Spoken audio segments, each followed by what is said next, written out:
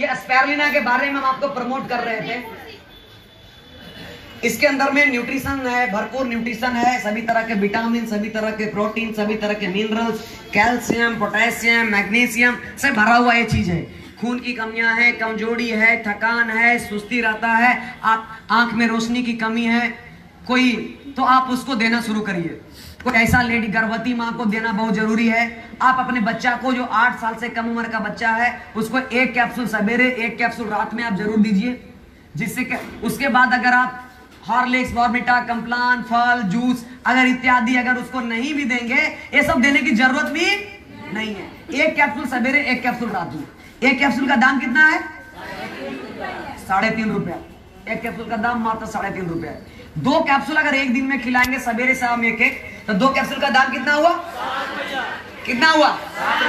250 ग्राम अगर 250 ml दूध अगर लाएंगे खरीद करके, क्या रुपया लगेगा?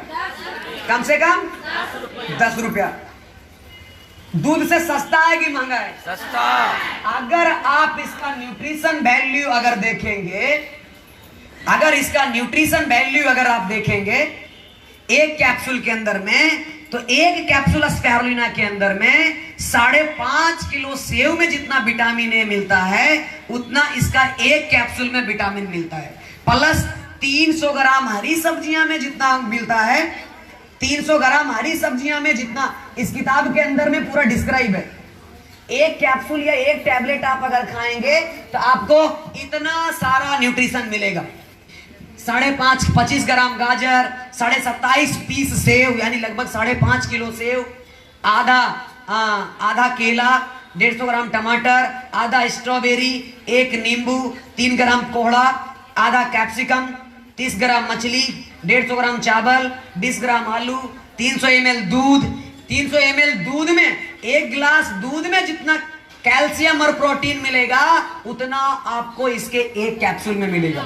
साथ ही 1 पीस अंडा में जितना गुण मिलेगा उसका भी न्यूट्रिशन मिलेगा। 300 ग्राम चिकन, 300 ग्राम चिकन में जितना प्रोटीन मिलेगा उतना हमें स्पाइरुलिना के 1 कैप्सूल में मिलता है। आधा ब्रेड, 10 ग्राम अंगूर, 2 केजी बंदा गोभी, 1 पाव हरा मटर, इतना सारा न्यूट्रिशन हमें कितना कैप्सूल में मिलता है? 1 कैप्सूल खाने के बाद हमें मिलता है। आप अगर दूध पिएंगे तो सिर्फ किसका गुण मिलेगा?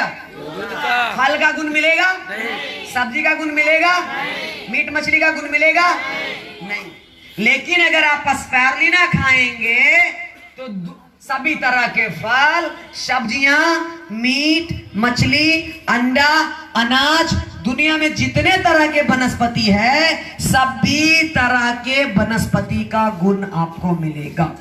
यानी कि सबका ताकत एनर्जी मिलेगा, जिसके कारण से अगर आप इसको खाएंगे तो कभी भी आपको शरीर में कमजोरी नहीं आएगा, खून की कमी नहीं आएगा, निमोनिया का प्रॉब्लम नहीं आएगा, एनीमिया का प्रॉब्लम नहीं आएगा। ये सभी को दूर करेगा। 8 साल से कम उम्र के बच्चा को 1 कैप्सूल सवेरे 1 कैप्सूल रात में देना है। 8 साल से ऊपर वाले बच्चे को 2 कैप्सूल सवेरे 2 कैप्सूल रात में देना है। और कोई गर्भवती माँ अगर है तो उनको देना मत भूलिएगा। बहुत ही अच्छा रिजल्ट आता है प्रेगनेंसी के टाइम में। 3 कैप्सूल सवेरे 3 कैप्सूल रात में कम से कम उसको आप देना शुरू करिए। नॉर्मल डिलीवरी की चांसेस बढ़ जाता है, बच्चा भी स्वस्थ जन्म लेता है और जो माँ होती हैं बच्चे की वो माँ भी हेल्दी होती हैं। बहुत सारे केस अगर देखा होगा, ऐसा भी देखे होंगे, कोई भी लेडीज अगर बच्चे को जन्म देती हैं तो बहुत सारे महिला को अपना दूध नहीं हो पाता है। ऐसा केस होता है कि नहीं होता है? जो कि आप सभी लोग जानते हैं, बच्चे के लिए जन्म से लेकर के पहला 6 महीना क्या जरूरी है?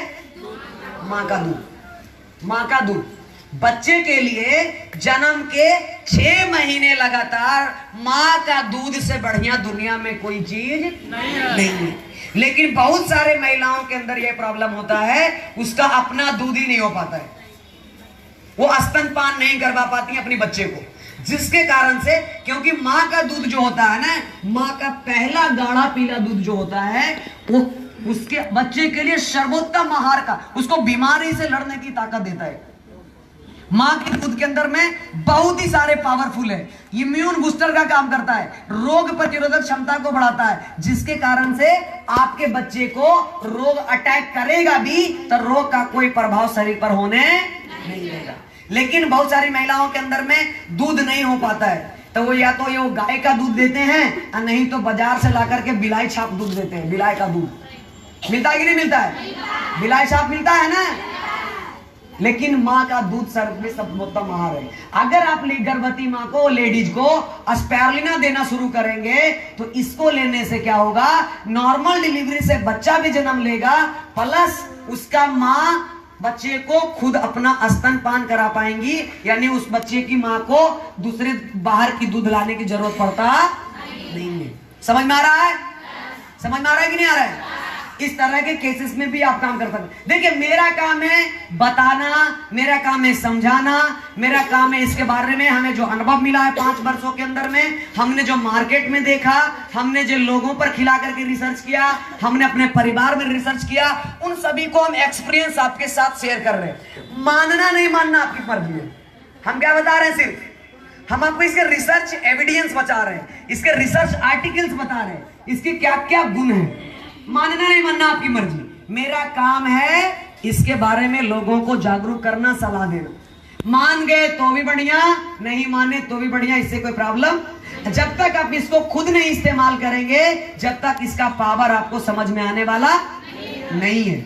बहुत सारे लेडीज अगर आप देखते होंगे मां नहीं बन पाती हैं, ऐसा भी केस है, कैसे कि नहीं, गांव में, मोहल्ला में, परिवार में शादी का 20-20 वर्ष हो गया लेकिन अभी वो बच्चे की जन्म मां नहीं बनी है।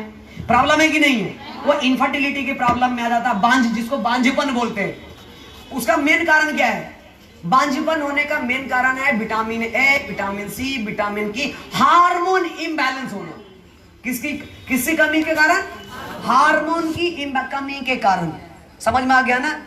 ये सभी, चाहे ट्यूब ब्लॉक होना, चाहे पुरुष के अंदर में नपुंसकता आना, ये सभी हमारा hormone imbalance, nutrition, vitamins, minerals, nutrition, ये सभी के कारण से ही महिला के अंदर हो बांझपन का प्रॉब्लम, चाहे पुरुष के अंदर में नपुंसकता का प्रॉब्लम हो, ये सभी कोई ना कोई न्यूट्रिशन की डिफिशियंसी के कारण होता है।